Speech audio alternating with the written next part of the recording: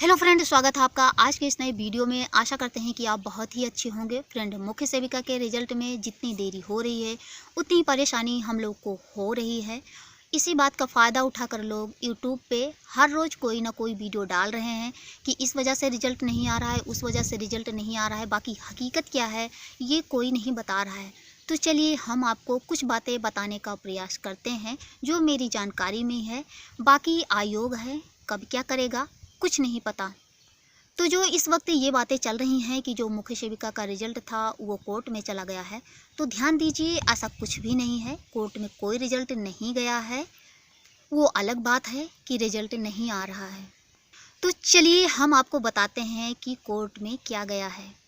तो दोस्तों, कोर्ट में जो गया है वो इस बात को लेकर गया है कि मुख्य सेविका के पद पे कुछ बहनें पहले से ही कार्यरत हैं जो कि संविदा पे हैं। तो जब कोई संविदा पे रहता है तो उसको यही आशा रहती है कि वो परमानेंट हो जाएगा, और ज़्यादातर ऐसा होता भी है। लेकिन जब मुख्य सेविका के लिए पोस्ट निकाला गया तो यहाँ पर जितनी वैकेंसी थी सबको निकाल दिया गया, सबको गिनकर बताया गया। तो उसमें वो पोस्ट भी शामिल है जिस पर संविदा कर्मी मुख्य सेविका जो है वो तैनात हैं। तो अब संविदा कर्मी जो हैं उनको इस बात को लेकर दिक्कत है, जो कि लगभग 70 के आसपास हैं, कि अगर आपने सारी पोस्ट पर वैकेंसी निकाल दी है, उस पर आप सबको भर देंगे तो हम लोग कहाँ जाएंगे? तो क्या आप हमारी नौकरी जो है वो ख़त्म कर देंगे? तो उनमें से जितने लोग संविदा पर हैं उनको हटाकर फिर आप जो है वो रिजल्ट जारी करिए, और साथ ही हम लोगों को भी जो है वो परमानेंट कर दीजिए। इसी बात को लेकर जो हमारी बड़ी बहनें हैं वो लोग कोर्ट में जो है वो गई हुई हैं। तो यहाँ पर उस भर्ती का, इस रिजल्ट का और इस मुकदमे का कोई अर्थ नहीं है। हाँ, जो रिजल्ट में देरी हो रही है तो हर कोई ये कहना शुरू कर दिया है कि वो कोर्ट में जो है वो चला गया है। आयोग जब चाहेगा तो रिजल्ट जारी करेगा। संविदा कर्मी का क्या होगा कोई पता नहीं, क्योंकि ऐसा कोई पहली बार नहीं हुआ है। बहुत बार ऐसा हुआ है कि संविदा पर होते हुए भी भर्तियां जो है वो हो जाती हैं। सरकार क्या करेगी वो जाने। तो आप मुकदमे को लेकर जो है वो परेशान मत होइए।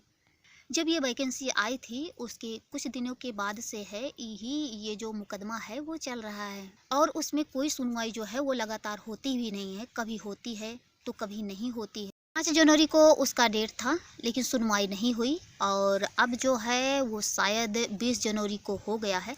इसके बाद क्या होगा कुछ पता नहीं है, लेकिन आप ये मान के चलिए कि अब ये जो रिजल्ट है वो कभी भी आ सकता है। उसका कारण ये है कि जो सबसे बड़ी वैकेंसी नेपाल की थी उसका डीबी टेस्ट होकर सब कुछ हो गया है। फाइनल रिजल्ट जो है वो भी जारी हो चुका है। तो आयोग के पास कोई बड़ा काम नहीं बचा है। जो भी है वो छोटा छोटा है। वीडियो की वैकेंसी और भी इसी तरीके से कई वैकेंसियां हैं जो कि अभी जिसका रिजल्ट नहीं जारी किया गया है। जनवरी लास्ट या फरवरी में इसका रिजल्ट आ सकता है। आयोग है, कुछ भी कर सकता है। हाँ, ये मान के चलिए कि चुनाव के पहले ज़रूर जारी करेगा। और जो कारण है वो ये रहेगा कि उसको चुनावी लाभ सरकार को भी कुछ मिल जाए, क्योंकि कहीं ना कहीं जितने वैकेंसी आती है वो सरकार के इशारे पर ही आती है, और उसका जो रिजल्ट है वो चुनाव के आसपास जो है उसी तक आता है। तो आप परेशान मत होइए। जो लोग भी ऐसी बातें फैला रहे हैं उनको फैलाने दीजिए। और हाँ, अगर इससे संबंधित आपकी और भी कोई क्वेरी है तो मैसेज कीजिएगा। जितना भी संभव हो सकता है हम उस प्रॉब्लम को सॉल्व करने की कोशिश करेंगे। और हाँ, अगर आप और किसी पेपर की तैयारी कर रहे हैं तो प्लीज़ आप उस पेपर पे ज़्यादा ध्यान दीजिए और उसकी तैयारी जो है वो अच्छी तरीके से कीजिए, और इसके चक्कर में उसे भी बर्बाद जो है वो मत करिए। और अगर आप जैसे इस वक्त RO PCS ये सब अगर आप इसका फॉर्म डाले हैं, तैयारी कर रहे हैं, तो आप मेहनत और ईमानदारी के साथ इसकी तैयारी कीजिए और इस सब के चक्कर से दूर ही रहे तो बहुत ही अच्छा होगा। तो चलिए मिलते हैं अगले वीडियो में, तब तक के लिए थैंक यू।